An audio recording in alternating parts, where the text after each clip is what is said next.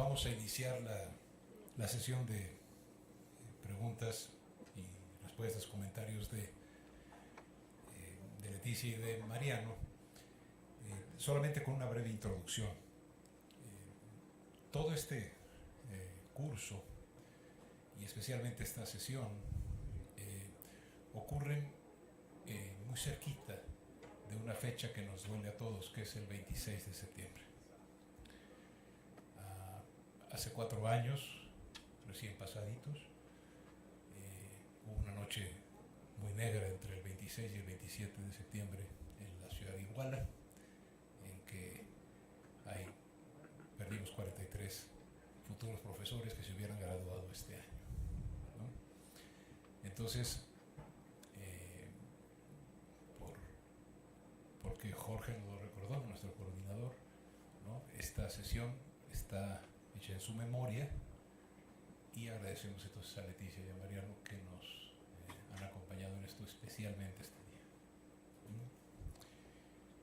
Bueno, no soy muy experto en lo que me han pedido que haga, así es que si tengo alguna falla, tú me ayudas, ¿no?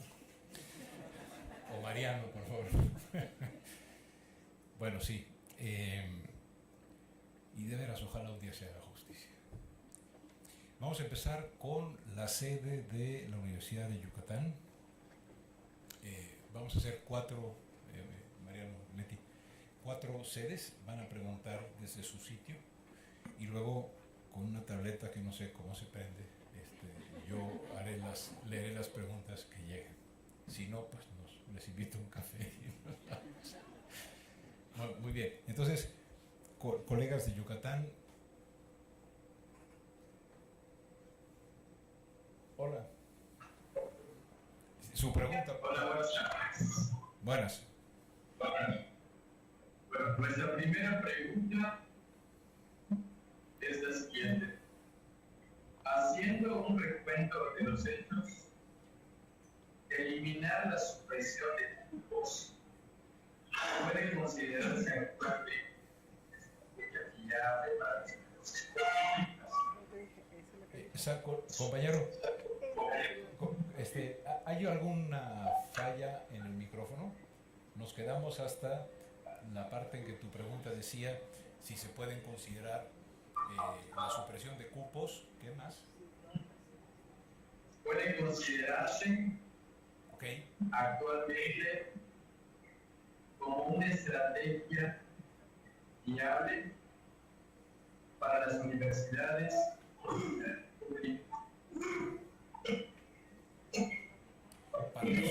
Para las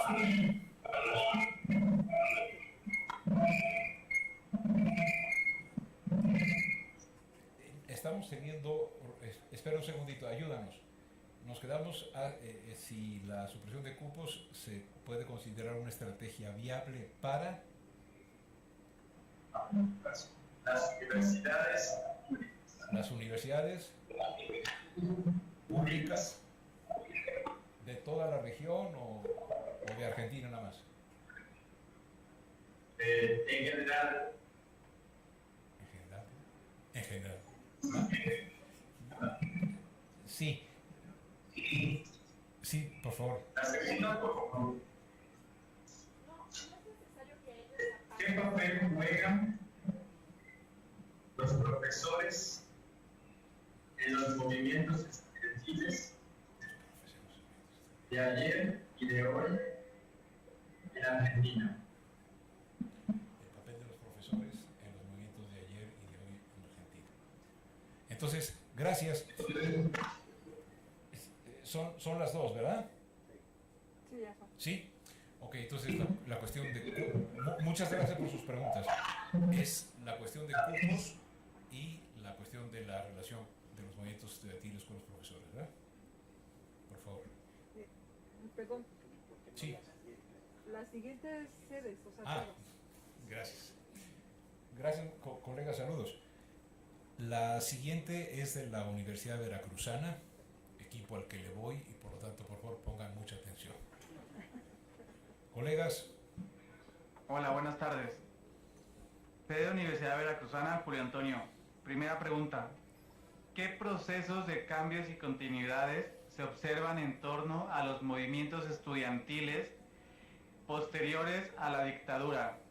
La segunda pregunta, ¿qué importancia tienen los movimientos estudiantiles en la Argentina de hoy? Gracias. Gracias a ustedes. ¿Se registraron bien las preguntas? ¿Leti y Mariano? Ok. Gracias, colegas. La tercera es de la ESCA de Santo Tomás del Instituto Politécnico Nacional. Buenas tardes. Hola. A la mirada de nosotros como espectadores, entendemos que cuerpos representativos del movimiento estudiantil se integran en los cuadros de la política o del gobierno. De ser clara nuestra apreciación, ¿qué tanto cambió la mirada del movimiento estudiantil? ¿Se fortalece, se debilita o se posiciona? Nuestra segunda pregunta. A ver, calma. ¿Cuál es el papel de los movimientos estudiantiles de los 80 a la fecha? ¿Cómo estos han influenciado a los movimientos sociales o viceversa? ¿Y cómo es que lo han hecho? ¿Captaron? Gracias, buenas tardes. A ver, la primera. ¿Nos puedes repetir, hablando un poquito más despacio, la primera? Ok, a la mirada de nosotros como espectadores, entendemos que cuerpos representativos del movimiento estudiantil se integran en los cuadros de la política o del gobierno. De ser clara nuestra apreciación, ¿qué tanto cambió la mirada del movimiento estudiantil? Es decir, ¿se fortaleció, se debilitó o se posicionó? Es decir, al estar vinculados con los partidos, con el gobierno, la pregunta de ustedes es si cambió la mirada con respecto a qué, me pregunta Leticia. Actividad en la elección de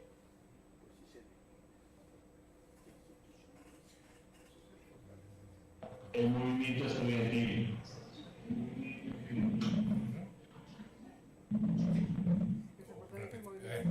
¿Saben qué? Tuvimos un pedacito de silencio. La pregunta es, ¿cambió la mirada con respecto a...? La legitimización en las elecciones del 83, la postura de los estudiantes versus el Estado, la sociedad. Sí, muchas gracias. ¿Ya? Y vamos a la... Muchas gracias, colegas de la ESCA. Y vamos a la Fundación Unicatólica.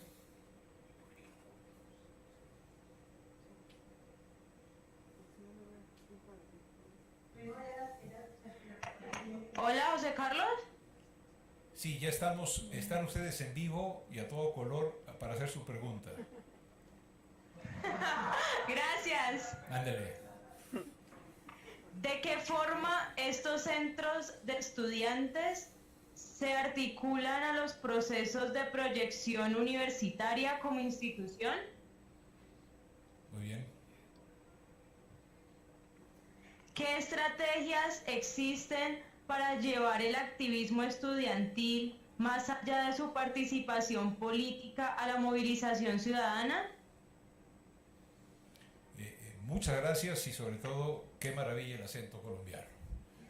Es una Gracias. preciosidad. De veras, muchos saludos allá a Colombia. Con estas 8 preguntas empezamos y después leemos las que llegaron en la tableta, ¿no? Porque si no, se les va a hacer más difícil contestar que entrar al SNI. Adelante, muchachos.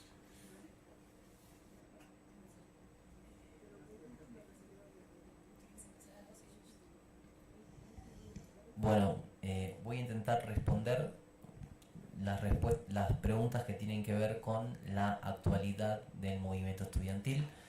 Fueron varias. Voy a empezar por las últimas. Por un lado preguntan la relación entre lo institucional y los centros de estudiantes o proyectos institucionales de la propia universidad y los centros de estudiantes, y también preguntan sobre la participación estudiantil y la ciudadana. La relación que se da entre los centros de estudiantes y la institución universitaria sería si las agrupaciones que están en la dirección del centro de estudiantes tienen fuertes vínculos con la dirección de la universidad.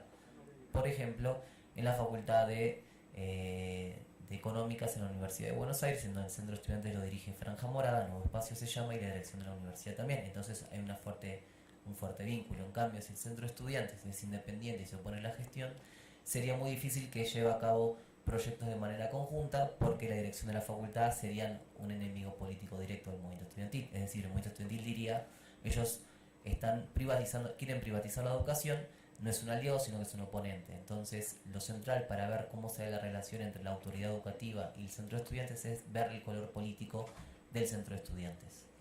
Después se pregunta sobre la participación estudiantil y la lucha ciudadana más allá de la política. Cuando hablaba recién de política, hablaba de política en sentido amplio. Es decir, no solamente alcanzar cargos de dirección política importantes, ser un diputado o ser un ministro de Economía, sino también la intervención en un conjunto de luchas estudiantiles, populares, obreras, sociales y ciudadanas en general. La intervención de los centros de estudiantes es central para en cualquier tipo de movilización. Por ejemplo, si hay una movilización de algún tipo de derechos humanos, que es un tema muy importante en Argentina, es muy probable que los centros de estudiantes convoquen en la propia facultad y se movilicen desde la facultad para intervenir en una cuestión de derechos humanos. Lo mismo en un conflicto por vivienda, que en la capital federal fueron muy importantes en los últimos años, producto de la privatización del macrismo. En cualquier hotel tomado, como se llamaban, si había una amenaza de desalojo, muy probablemente haya un centro de militantes estudiantiles buscando intervenir el desalojo. Lo mismo que tiene que ver con los conflictos obreros. Puse el ejemplo emblemático que es el asesinato de Mariano Ferreira en el conflicto de ferrocarrileros en el conurbano bonaerense pegado a la capital federal. Entonces la intervención en lo que podríamos llamar de alguna manera movilización ciudadana se da en conjuntos de espacios de diverso tipo. Lo central es ver cuál es la orientación política de la militancia que se tiene. Si uno es militante de universitario pero es del partido del gobierno actual, difícilmente participe en todo lo que acabo de mencionar, sino que va a tener una participación cercana al gobierno actual. Lo mismo con la Franja Morada, que es parte del gobierno actual. Entonces lo central para ver en qué tipo de movilización se participa extra estudiantil es ver el color político de la militancia de la cual tienen estas personas. Después otra pregunta era la relación entre el movimiento estudiantil y los sociales. Creo que la acabo de responder. Cuando los centros sociales, centros de estudiantes, están dirigidos por agrupaciones, por militantes que tienen una orientación de izquierda progresista, van a tender a participar de distintos movimientos contestatarios en la sociedad. Aparte de esto, habría que mencionar el único centro que dirigió el kirchnerismo en la Universidad de Buenos Aires, aunque hubo otros, generalmente no participaban cuando eran gobierno de oposiciones a su propio gobierno, obviamente, pero sí se movilizaban en actividades que tenían que ver con el apoyo a su propio gobierno, es decir, cuando lanzaban una convocatoria, algún tipo de apoyo del propio gobierno y convocaban a la movilización popular, estos centros de estudiantes cercanos al kirchnerismo, lógicamente se movilizaban con el kirchnerismo, por poner una serie de ejemplos. Y después se preguntó sobre si debilitaba o no, o al menos así yo entendí la pregunta, si debilitaba o no al movimiento estudiantil la vinculación con la política partidaria. Habría que definir qué es política partidaria y a qué nos estamos haciendo referencia. Como dijimos, al interior de las universidades hay un conjunto de participación de partidos políticos, de todos los tintes políticos. Entonces, es parte constitutiva del movimiento político la existencia de estas agrupaciones, más allá de cuál sea su tinte político. Y por último se preguntó sobre la relación con los profesores, si no me equivoco. Yo diría que son movimientos estudiantiles claramente independientes de los profesores. Es muy difícil que un profesor obligue fuertemente a los estudiantes a que no participen. Podría pasar y los amenaza con los exámenes y eso, pero al mismo tiempo se puede ir al centro de estudiantes a que reclame que tal profesor no está permitiendo tal actividad, entonces es probable que el movimiento estudiantil intervenga para decir este profesor está cercano y se lo denuncie como cercano a la gestión o como una persona que limita la participación estudiantil, que hace injerencismo, etc. Entonces yo diría que como mínimo es independiente, exceptuando otras situaciones, pero yo diría que como rasgo central, al menos en lo que es la Universidad de Buenos Aires, diría que es independiente de los estudiantes.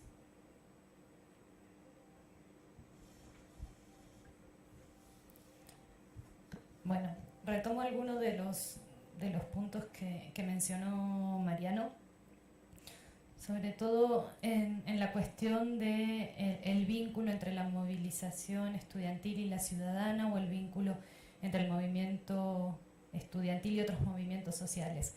Estoy de acuerdo que depende de las agrupaciones que estén dirigiendo los centros de estudiantes, pero las otras agrupaciones que a lo mejor no ganaron en el centro de estudiantes siguen presentes en la universidad, y la orientación cambia en función de la ideología que tengan y además de la coyuntura y del momento social que estemos viviendo, y de cuáles son las necesidades sociales. Recuerdo para la época de 2001, ¿no? que acompañamos movimientos de desocupados, del movimiento a los trabajadores que estaban ocupando las fábricas que estaban por cerrar iban a quedar sin trabajo y las ocupaban para ponerlas a producir.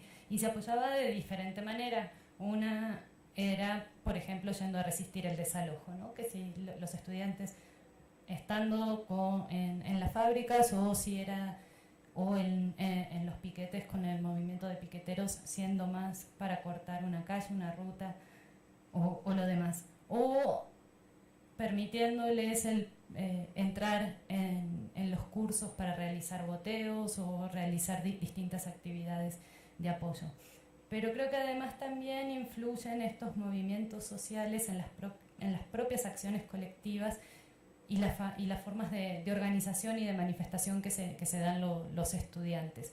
Y que algunas son en común. Por ejemplo, una de las formas que se dieron y que se dieron hasta la semana pasada de manifestación fue el desarrollo de clases públicas. Realizar una clase pública implica en el medio de la ciudad cortar una calle, que no se pueda permitir el tránsito. ¿De qué manera? Colocando los bancos y los profesoras dando la clase con los estudiantes sentados en el medio de la calle. Si lo pensamos, en realidad es una forma también de corte del tránsito similar a la que da el movimiento de desocupados, que no puede hacer una huelga dentro de un espacio laboral porque no tiene trabajo. Entonces, hay puntos de contacto en la forma de acción, incluso en la participación. Y hay formas de apoyo y de acción que se dan más allá de los centros de estudiantes, ¿sí? Que determinados grupos de estudiantes se vinculan o de agrupaciones con algún movimiento social. ¿De qué otra forma o de qué forma se articulan las agrupaciones de universidades con proyectos institucionales? El otro gran espacio de participación estudiantil es en el gobierno de la universidad, y va más allá del centro de estudiantes. Entonces, los estudiantes tienen dos tipos de elecciones. Una es para centro de estudiantes, que es para su organización, y la otra es para elegir representantes que van a formar parte del gobierno de las universidades, a nivel de carrera, a nivel de facultad y a nivel de universidad. En estas elecciones se pueden presentar, y en general se presentan las mismas agrupaciones que se presentan al centro de estudiantes, y hay otras agrupaciones que a lo mejor no se presentan en centros de estudiantes, pero que son propias de las carreras o de las facultades, que tienen quizás un perfil más académico, ¿sí? Para intervenir en la gestión de las carreras, específicamente de las carreras. Después se articulan con otras agrupaciones de otras carreras para presentarse al consejo directivo de la facultad, y así hacia arriba. Entonces, ese es otro espacio de participación muy importante que tienen los estudiantes.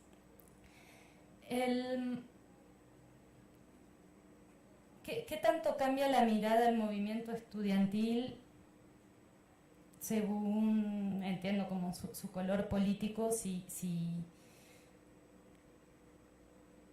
está en línea con el del gobierno nacional o no. En general,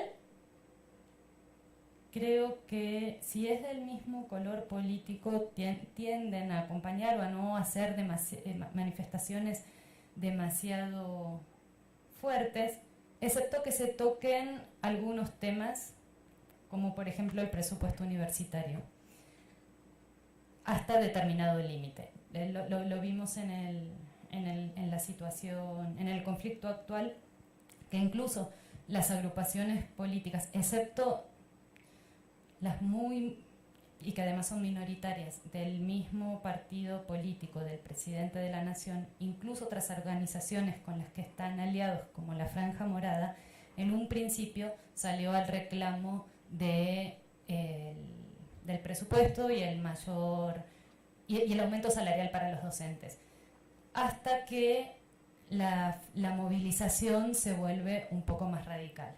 ¿Sí? En el momento en que se deciden tomar ocupar las facultades, ahí dicen, no, bueno, hasta acá llegamos. Una cosa es salir a hacer una marcha, una movilización, porque además siempre es un reclamo legítimo, ¿no? El aumento del presupuesto o el pago a los docentes, hasta ahí apoyo, ya no cuando se pasa, por ejemplo, a las tomas. Y si el gobierno...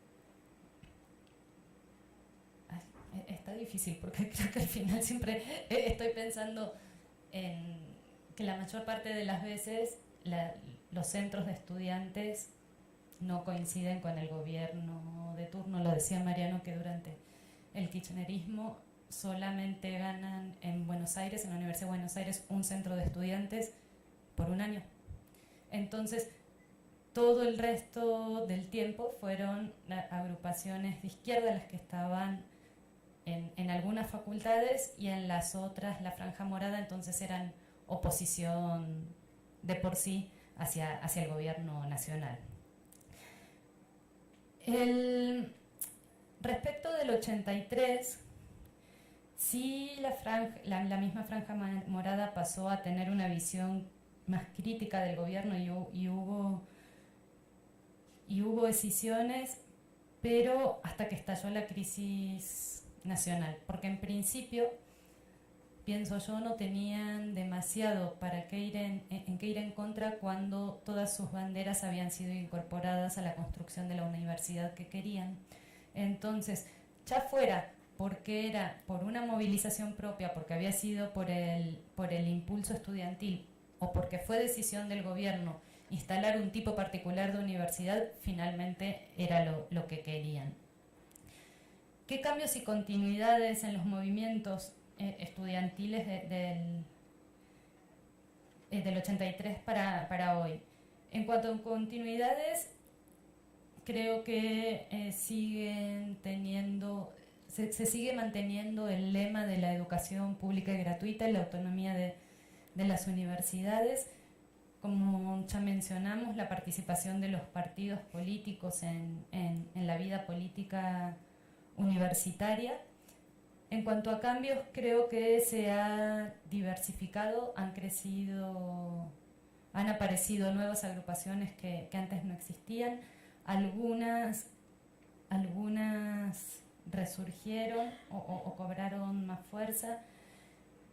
Entonces lo que hizo es hacer como más plural el abanico político hacia adentro de las universidades. Creo que lo que hizo es mantener un movimiento que lo que inició en el 83 se mantiene el día de hoy, que es mantener la política hacia adentro de la universidad. Eso lo podemos pensar como una continuidad también. Y lo otro que se mantiene, y es el reclamo eterno, es el presupuesto universitario. Entonces, en cuanto a reclamo, se puede mantener ese. El papel de los profesores en los movimientos de ayer y de hoy. Yo creo que van en paralelo los movimientos docentes y los movimientos de estudiantes, pero tiende a haber un un apoyo sobre todo de los estudiantes hacia los profesores en sus demandas. Y en cuanto a los profesores, creo que no hay una visión demasiado criminalizadora hacia la participación estudiantil.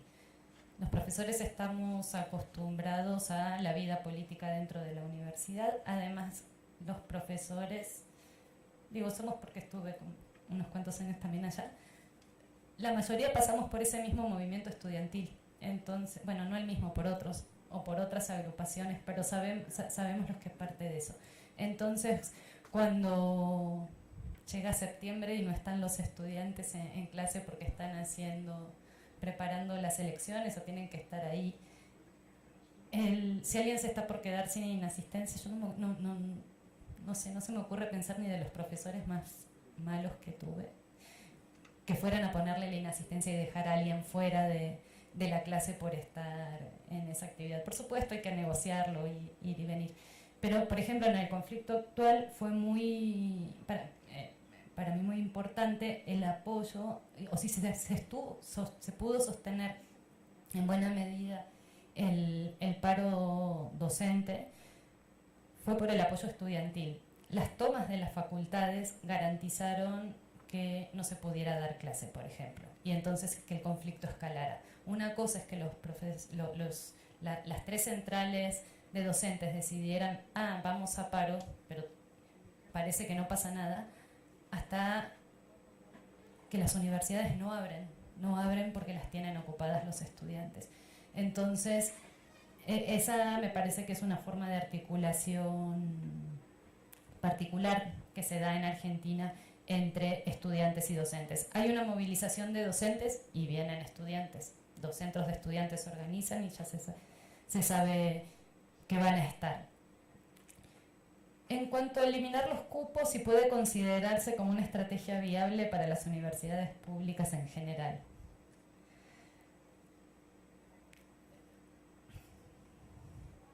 El problema es lo de viable. Si me hubieran preguntado si me gustaría, hubiera dicho que claro que sí, y que me encantaría que eso estuviera en todas las universidades de la región, que quien quiera estudiar y que pudiera entrar y elegir lo que quiere estudiar. Pero también sabemos que hay restricciones y que lo que tenemos hoy en Argentina no fue gratuito. Insisto, sigo defendiéndolo y prefiero haber pasado varios años trabajando sin que me pagaran y que esto se sostenga. Pero lo que más bien diría es que si se va a hacer, que no se haga como se hizo en Argentina, sin planificación, ¿sí? Pensar realmente cuáles son la infraestructura que tenemos, cuáles son los docentes que tenemos, y que si se va a hacer, que vayamos a eso de una manera planificada.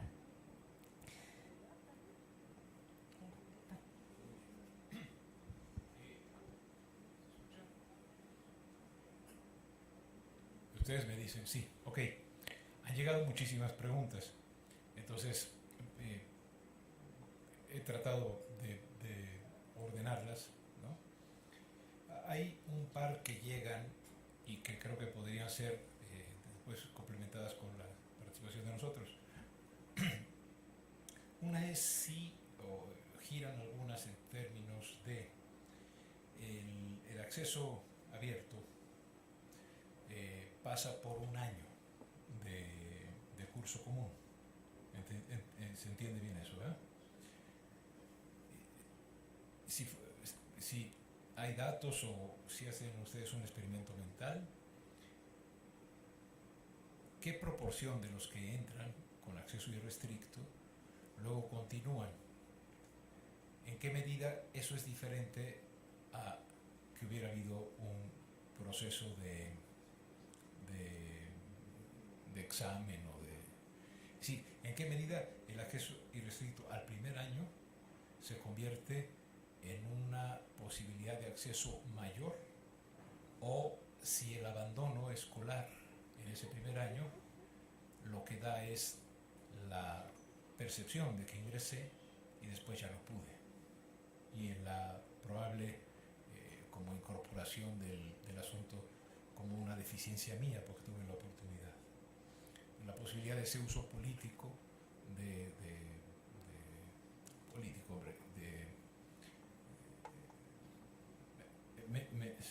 me expreso. Bueno.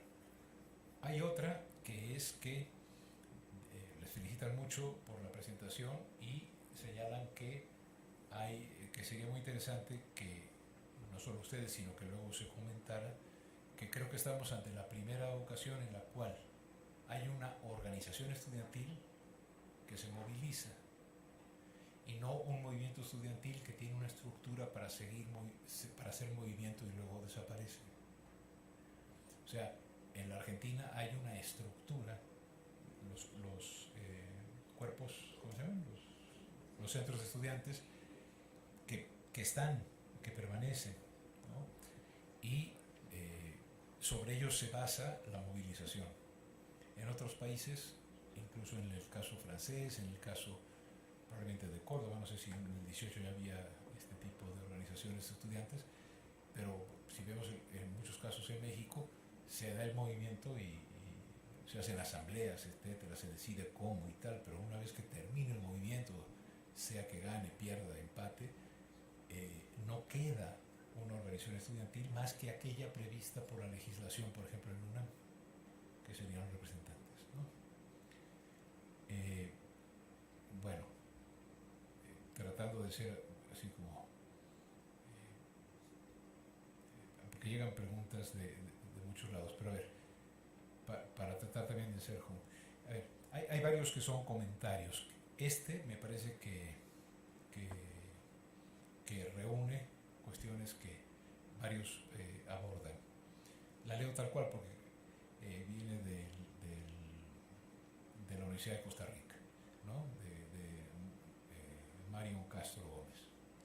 Dice, quiero compartir un comentario respecto a la conferencia de la doctora Leticia Pugliagui. Dice, pese a que el escenario es conocido, no deja de indignar cómo los actores autoritarios siempre recurren a la supresión del pensamiento como una estrategia para mantener sus mecanismos impositivos.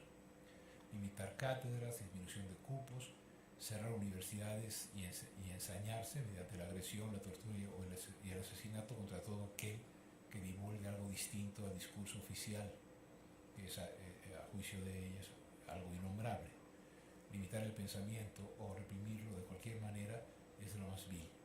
Duele que ese sea un rasgo de las dictaduras y que Latinoamérica haya registrado tantas veces esa mancha a la dignidad de su historia.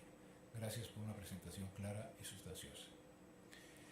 Pero este comentario se une a varias preguntas que les preguntan a ustedes si ha habido una especie de sesgo en la respuesta autoritaria o en el manejo político de estas cuestiones por parte del gobierno orientado a las áreas de sociales y humanidades. Es decir, si ha habido algo así como una diferencia disciplinaria.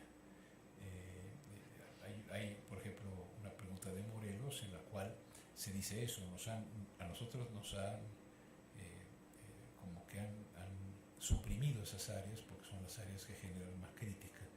En la Argentina también ocurre eso, o también, digamos, el grupo de estudiantes de medicina o de ingeniería, etcétera, ¿no?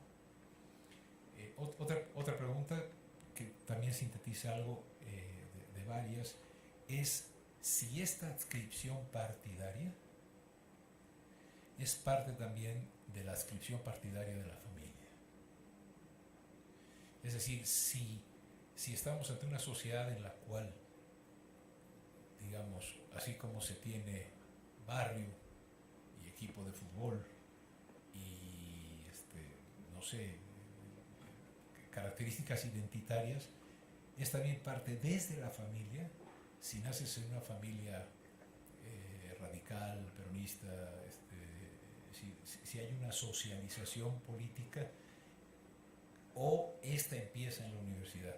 Ya nos dijo Mariano que después esta socialización en la militancia conduce a una actividad política posterior en muchos casos. Y si no, en ocupar puestos, pues sí en la posición con la que se vive. Pero si esto es o desde periodos previos de la escuela o desde la familia, ¿no? Hacemos una más y luego pasamos a unas 3 de la sala ¿no? ¿Va bien? Más o menos. Bueno,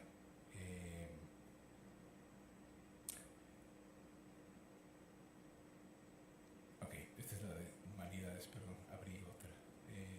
Bogotá, ¿no? Paola dice que es estudiante en la maestría de estudios latinoamericanos y que realiza una investigación en Bogotá, ¿no? Entonces, compañera nuestra que está allá y agradece y dice, en el terreno, y junta varias inquietudes, en el terreno de la cultura y el arte, ¿qué impacto tuvo y tiene o ustedes ven en la movilización estudiantil? ¿No? Sí. Dice, en el terreno de la cultura y el arte, ¿qué impacto tuvo la movilización estudiantil? Me da la impresión que es de la movilización, pero también la podríamos abrir a una cosa muy interesante. Estas movilizaciones y movimientos, etcétera, también generan formas de expresión artística, graffiti, música, no sé, ¿no? Esa la hice yo, que ya, no sé, pero bueno, traten de hacerla a la visconversa, ¿no? Es decir, para los lados. Y dice, ¿qué tan coordinados estaban los estudiantes con los diferentes sindicatos obreros, campesinos y el magisterio? Y creo que podríamos terminar con una pregunta interesante.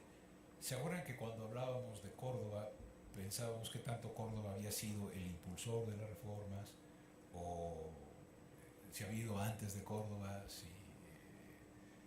que tanto no era como impulsor, pero sí siempre estaba como referente?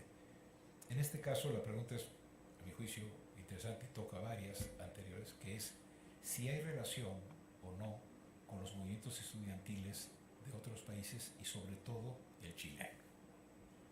O sea, si para nosotros en México los movimientos estudiantiles argentinos y chilenos siempre son cuestiones que nos llaman mucho la atención, ¿no? Son muy bravos, muy fuertes, vemos manifestaciones que ya quisiéramos que hubiera acá, ¿no? Esas serían las que aquí están en la tableta, y antes que se apague, porque no me sé la clave, abramos 3 y con esto tenemos, yo creo que para una media hora de comentarios. Señor, ¿qué hago? ¿Usted quiere preguntar? ¿Pero con qué derecho si es el coordinador?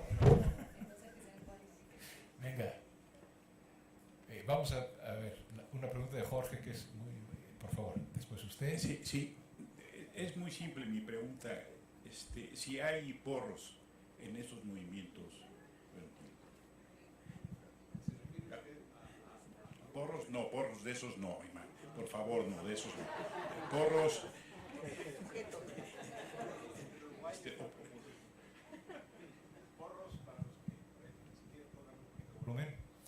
Porros serían grupos de choque, golpeadores, etcétera, ¿no? No estén pensando en otras sustancias que se queman, ¿no? Sí, mi pregunta es muy sencilla porque, o sea, comparando un poco con México, que no tenemos una organización permanente y una característica es también una desconfianza muy fuerte hacia los liderazgos, ¿no? Entonces mi pregunta es si en los movimientos no hay esa desconfianza también hacia los liderazgos y si no se contraponen con las asambleas, si no hay un choque ahí entre las asambleas y la federación estudiantil. ¿Me haces favor de pasarme al... ok. Muchas gracias. Está bien, bueno, va. Y después así, ¿no? Y vamos a este lado. Perdón, venga. Bueno, muy simple igual. Creo que mencionaste algo sobre los comités de graduados. Quería saber qué intervención política tienen dentro de la propia universidad y si esto se sostiene, más bien cómo se sostiene. Y preguntaban aquí que si había un límite de edad. O sea, yo puedo tener 80 años, me gradué y puedo seguir ahí. No tengo 80 años, ¿eh? Bueno, acá y empiezan las respuestas, ¿no? Colega, ¿sí? Digan, decía Jorge, su nombre y sus generales. Hola, soy Yadir Pérez Trejo, estudiante de la maestría en estudios latinoamericanos. Pedían, bueno, un comentario y una pregunta breve. El comentario cuando señalaban que en qué otro país existe una organización permanente de estudiantes, estoy pensando en la Federación de Estudiantes Universitarios de Cuba, por ejemplo.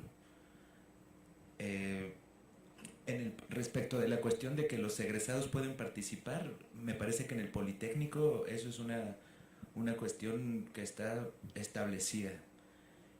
Lo vimos en el último movimiento.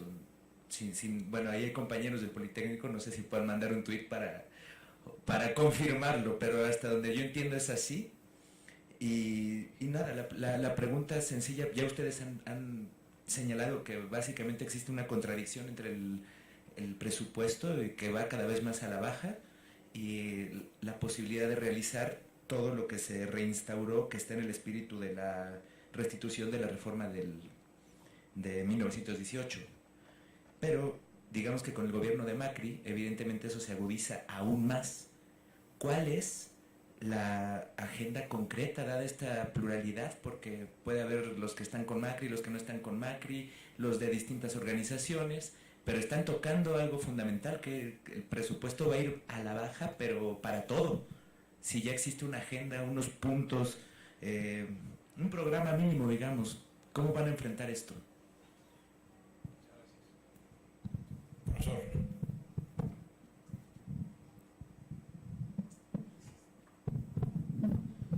Salvador Díaz Cuevas, de CCH Sur, bachillerato en la UNAM.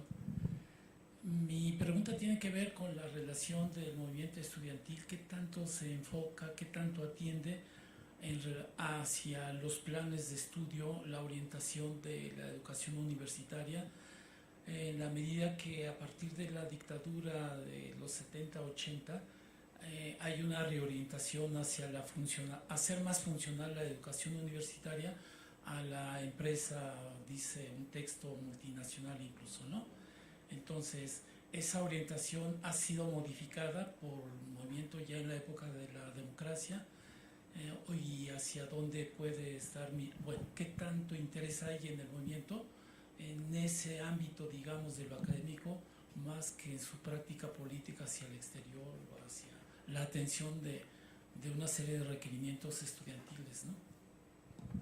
Pues sí. Antes debo decir que a mí me ha reclamado la intervención de ellos, pero también lo que he sabido hace ya algún tiempo de Chile y luego de Buenos Aires, que son organizaciones permanentes a nivel estudiantil, son organizaciones sin años, y por lo que dieron a conocer hoy, diría que necesito decir que me han llamado al respeto y a la admiración de los movimientos estudiantiles sudamericanos, particularmente estos dos, Chile y Argentina, ¿no? Y bueno, pues no quería dejar pasar de decirlo públicamente. Quizá, vamos a las respuestas, quizá también esta pregunta para los que nacimos en México es interesante, porque nuestras federaciones de estudiantes, la Federación de Estudiantes de Guadalajara, la Federación de Estudiantes en Hidalgo, etcétera, más bien han sido mecanismos de control. Han sido incluso, en Guadalajara se resolvían las cuestiones a balazos. ¿Sí me explico? Es decir, eran, ahora sí que conectándolo con la injusta pregunta del coordinador que aprovechó que trae corbata, eran porros muchas de nuestras organizaciones estudiantiles, organizaciones, no movimientos. El Muro, los Conejos, todos los Tecos. Estamos hablando quizá de una experiencia en la cual nos admira que haya permanencia, y que esa permanencia no esté al servicio del poder, sino que esté al servicio y que tenga un comportamiento democrático, etc. Por eso nos causa admiración y mucho respeto, pero seguramente tampoco es perfecto. Vienen las respuestas, y muchísimas gracias por las preguntas que llegaron a la compu y que llegaron de la sala. Por favor.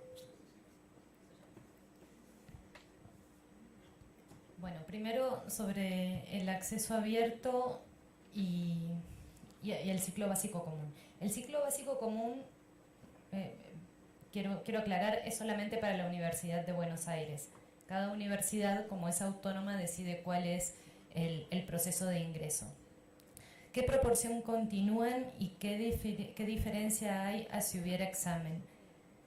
No sé el porcentaje exacto de los que continúan, lo puedo buscar y se los puedo compartir, y lo que les puedo compartir también, hay un estudio que se hizo justamente sobre, en los primeros años en que se aplicó que se instrumentó el acceso abierto, y las primeras estadísticas o los críticos al sistema lo que decían era que el nivel de abandono estaba equiparando a si hubiera habido examen de ingreso. Entonces que finalmente se estaban quedando en la universidad los que hubieran pasado el examen de ingreso. En realidad era un poco, otras estadísticas dicen que es un poco más alto, pero lo que fueron haciendo las universidades fue establecer algunas suertes de propedéuticos para tratar de minimizar el abandono durante el primer semestre y el primer año, que es cuando en general se dan. Y esto fue muy fuerte sobre todo en las universidades que se establecieron en el conurbano. En el conurbano bonaerense, esto es en la zona límite con la ciudad de Buenos Aires, se instalaron la mayoría de las nuevas universidades públicas y que están atendiendo sobre todo a estudiantes que son primera generación de universitarios. Y entonces se identificaba que venían con deficiencias de la educación secundaria y que entonces era necesario dar herramientas adicionales. Los diagnósticos que construyen estas universidades respecto del ingreso y la permanencia es que fueron positivas estas medidas y estas formas de cursos de ingreso o de apoyo en determinadas materias para aumentar la retención. En este momento no traigo las estadísticas, pero números de eso hay y es muy interesante para revisar y para ver.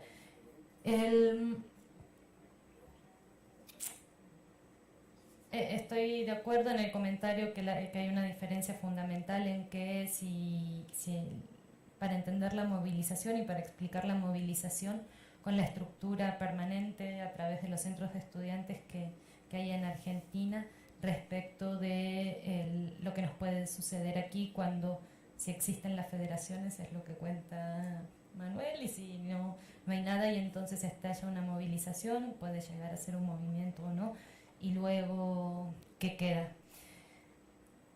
Yo creo que algunas cosas quedan en las agrupaciones, por supuesto, pero quedan limitadas a los militantes. Y la presencia que contaba Mariano en la vida cotidiana de la política en la universidad, que aunque uno no sea militante, aunque no vaya a militar, tener todos los días contacto con los militantes cambia completamente, y creo que eso facilita la permanencia de las estructuras, de la estructura de los centros de estudiantes, que no se da nada más, que no se hubiera mantenido en el tiempo solamente porque saliera una ley que dijera los centros de estudiantes están habilitados. De hecho, si lo vamos a ver en el nivel secundario y tratamos de explicar por qué en algunos duran y en otros no duran, y en algunos prácticamente no existen. Hay por ahí una generación que entran en el primer año, van a salir en el quinto año y pasaron y medio construyeron el centro de estudiantes y luego se cae. Y en otras permanece durante muchísimo tiempo. Creo que tienen que ver las relaciones con las autoridades, que por supuesto la relación en la universidad no es lo mismo que en el nivel secundario, como si fuera en las prepas. Hay mayores mecanismos de control que se aplican hacia estas agrupaciones, y es bueno, tengan su centro de estudiantes, pero que se limite a sacar una revistita por ahí. Pero puede estar latente y en algún momento estallar, y fue muy claro con el apoyo de los centros de estudiantes y la movilización que generaron los movimientos de estudiantes en el nivel secundario a raíz de la legalización del aborto. ¿Sí? La participación del nivel secundario fue muy fuerte, igual que que en el nivel universitario. Y ahí estuvieron también los centros de estudiantes movilizados por una demanda que no era estrictamente gremial, sí, no era de los estudiantes, pero ahí estaban. El sesgo del manejo autoritario hasta las ciencias sociales y humanidades estuvo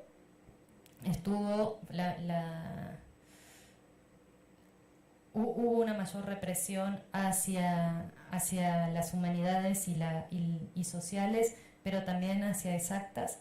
Quizás en algunos espacios haya sido menor porque por lo menos no aparece en los estudios una supresión de carreras, por ejemplo en ingeniería o la carrera de derecho o la carrera de medicina siguieron existiendo, pero sí hubo un énfasis hacia lo social y hacia las humanidades. Incluso con la vuelta a la democracia se crea la Facultad de Ciencias Sociales en la Universidad de Buenos Aires, que antes no existía, y cuando se crea la la facultad en el 88, lo que se hace es traer hacia la facultad 3 carreras que ya existían, que eran sociología, que antes dependía de filosofía y letras, relaciones del trabajo, que estaba en la Facultad de Derecho, y trabajo social, y se crean 2 nuevas carreras que son ciencia política y ciencias de la comunicación. Entonces también hubo un esfuerzo durante el periodo democrático por tratar de recuperar lo perdido, pero incluso ampliarlo. La cuestión de la inscripción partidaria sí es parte de la inscripción familiar. Yo creo que hay un poco de todo y que también tiene que haber cambiado, tiene que estar cambiando en generaciones.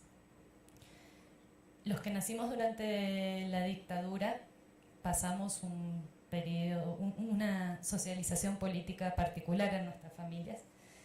En algunas en donde se reivindicaba lo político y en otras de eso no se habla, y entonces llegar a casa de la universidad y decir: mamá, papá, me voy a presentar en el centro de estudiantes, en algunas casas podía hacer estallar todo, y en otras podía ser que bueno. Y en algunos casos creo que puede responder a una tradición familiar, pero en otros muchos no, porque no podríamos explicar sino la cantidad de votos que hay al peronismo en Argentina y la baja inserción del peronismo dentro de las universidades. Tendríamos que juntarnos otro día para hablar de el lugar de la universidad y la relación con el peronismo. Pero el peronismo, en su gran diversidad desde la derecha hasta la izquierda, ha tenido diferentes manifestaciones, y si una toma y cuenta la cantidad de votos que hay a nivel nacional distribuido entre las distintas ramas de lo que sería el peronismo, olvidémonos desde lo que pasa ahora con Macri, pero que incluso creo que si desarmamos el voto de Macri y sacamos al peronismo, sigue siendo mayoritario. Y si eso lo trasladamos a la universidad, el peronismo no ha tenido una inserción tan fuerte. Entonces sí creo que podemos existir hijos de peronistas que nos vamos para otro lado. Entonces puede ser que sí, puede ser que no. Y que para algunos sí la secundaria y sobre todo la universidad es el primer vínculo con la política, seguramente creo que deben ser como la mayoría. Ya sea que vayan a participar o que no. La influencia de esta mutua que podríamos hablar entre cultura y movimiento estudiantil. Sí creo que los movimientos se dan sus formas de manifestación cultural particulares. Hay vínculos con determinados artistas en particular, no sé, cuando hay tomas y que vienen determinados grupos de música a tocar y apoyar al movimiento. Incluso hay, no sé si específico hacia el movimiento estudiantil, pero sí con la conflictividad social. Si nosotros escuchamos música, sobre todo rock argentino, tiene un contenido político y social también bastante fuerte en muchos grupos, y muchos además que cuentan cuál es la situación de determinados grupos juveniles. Nunca me había puesto a pensar en esto hasta que me lo mencionó un estudiante aquí en clase en políticas hace poco, y que me dijo que escuchaba una banda. A mí me sorprendió la banda que escuchaba, y me dice, no, porque sí, porque tiene mucho contenido social y de lo que pasa los jóvenes con las drogas y demás. Entonces creo que sí hay una influencia por ahí. La coordinación entre estudiantes, obreros y magisterio está hasta inicios de los 70. Había habido un vínculo bastante fuerte y de acciones conjuntas entre movimiento obrero y estudiantil, y ese fue uno de los puntos que fue a romper y a tratar de romper especialmente la dictadura, de tratar de romper esos vínculos. Igualmente creo que en algunos espacios se fue reconstruyendo, y en algunos sectores de actividad creo que es más fácil que se dé el vínculo. Quizás estoy pensando, por ejemplo, en trabajadores del Estado, que tienen muchos de los que trabajan en el Estado ahora, y que incluso mencionaba Mariano, que fueron dirigentes estudiantiles o tuvieron algún tipo de participación estudiantil en la universidad, ahora son delegados gremiales, y siguen con una pata en la universidad y otra pata en el sindicato. En la universidad a lo mejor dando clases o apoyando en la organización de los estudiantes. Y después, sobre todo, los grupos trotskistas han apoyado las movilizaciones de trabajadores de sindicatos más de izquierda, por ejemplo, apoyando en la toma de una fábrica o en el corte de una ruta para hacer una manifestación y demás. La relación de los movimientos estudiantiles con movimientos internacionales. Hay instancias de organización y de articulación de los movimientos estudiantiles entre países. Los argentinos participan en no sé si se llaman confederaciones, pero serían esos espacios de articulación. Sí hay porros en estos movimientos. En Argentina además no se usa la palabra porro más que para lo que decía Manuel, pero yo no sé qué sea. No se dicen que lees mucho, que por eso sabes. Yo creo que no, porros así como los tenemos acá, no, pero sí hay grupos que se contratan para ir al choque. ¿Qué característica tienen? Que en general no son estudiantes. Acá podemos decir, bueno, tampoco son estudiantes. No, bueno, pero algunos sí son estudiantes o están ahí o andan con la camiseta por lo menos poniéndose la camiseta de los Pumas. Allá era lo que Mariano mencionaba como las patotas, es cuando hay una elección o determinada agrupación contrata a algunos personajes para que vayan a impedir el paso, por ejemplo, que no los dejen entrar a una elección, para pegar en un conteo de votos, para robarse urnas, porque sí, parece todo muy lindo, pero adentro pasan cosas, ¿no? Y porque además se disputa poder entre las organizaciones en estas elecciones de centros de estudiantes y para representantes en consejos.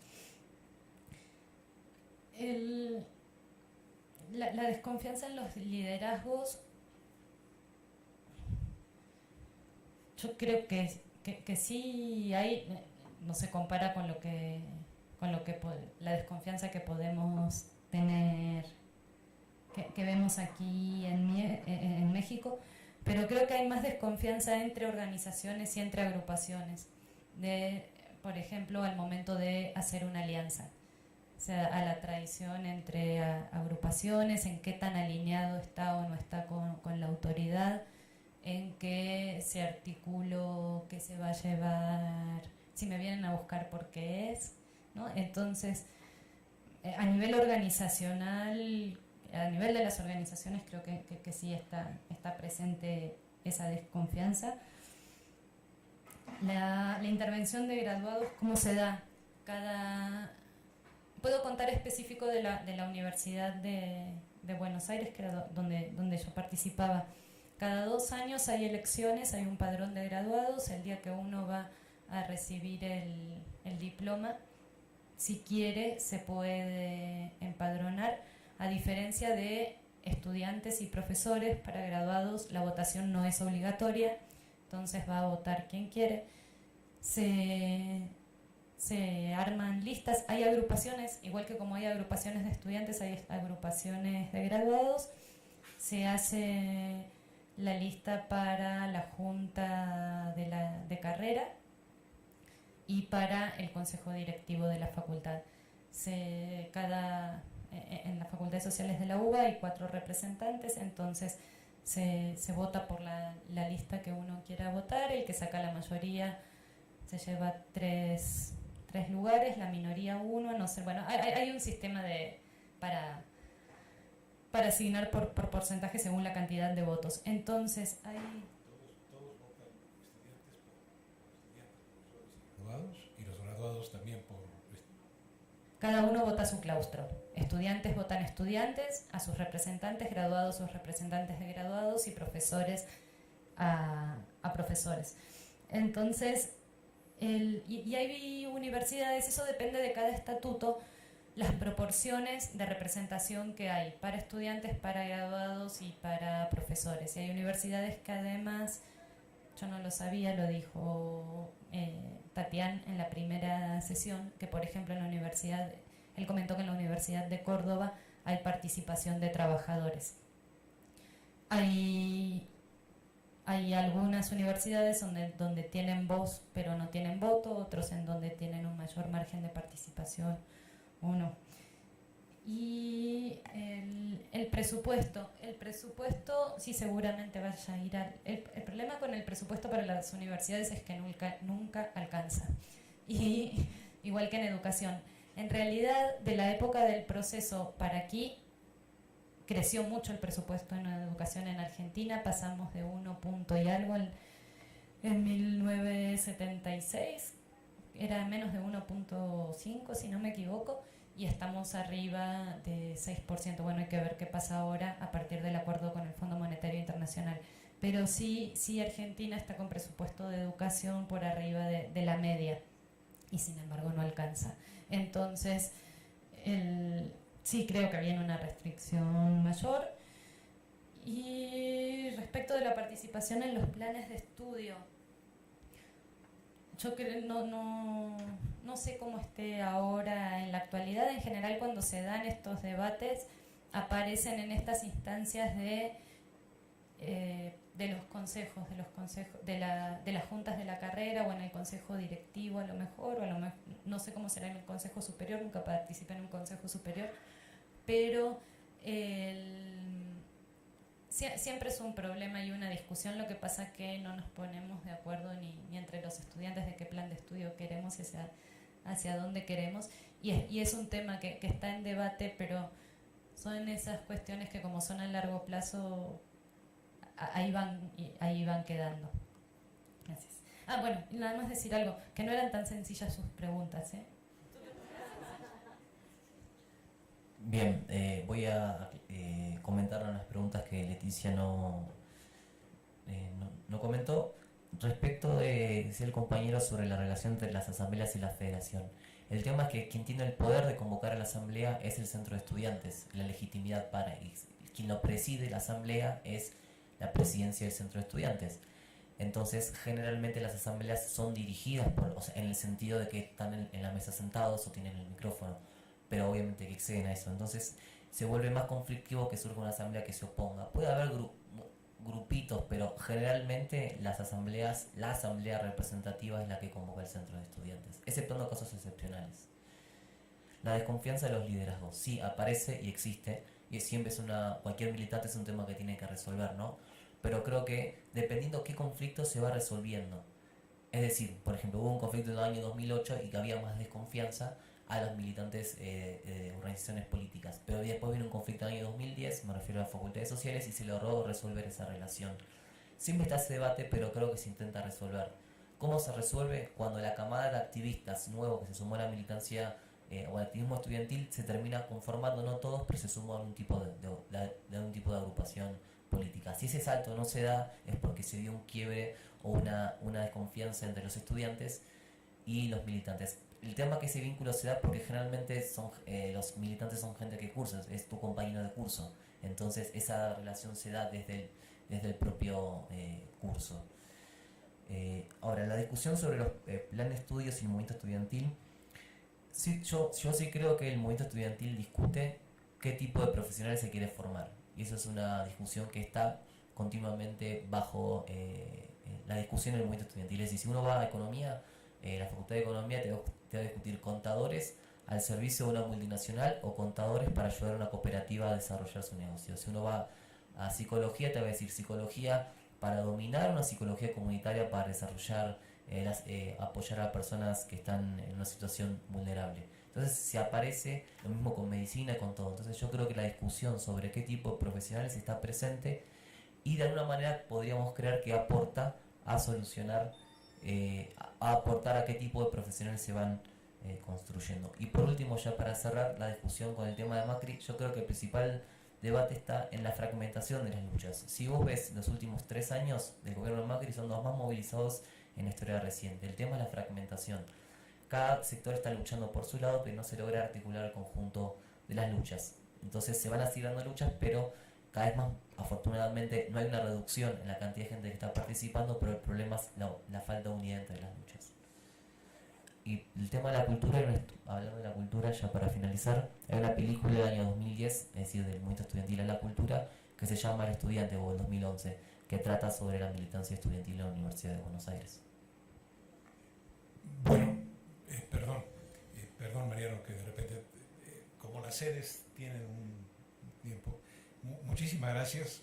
Este reconocimiento que da en el 12º curso interinstitucional del siglo de movimientos estudiantiles, a 100 años de Córdoba, 98 de México, 50 de Tlatelolco y París y 4 de Ayotzinapa, ha sido para nosotros, y les agradecemos muchísimo, Leti, Mariano y Leti, lo que hemos aprendido, lo que nos han hecho pensar. Les doy en nombre del seminario solo un diploma, porque luego va a llegar el segundo. Pero acéptenlo de parte de todos nosotros con gratitud. Y pues muchas gracias a ustedes, muchas gracias a las sedes y los despido con la aplauso.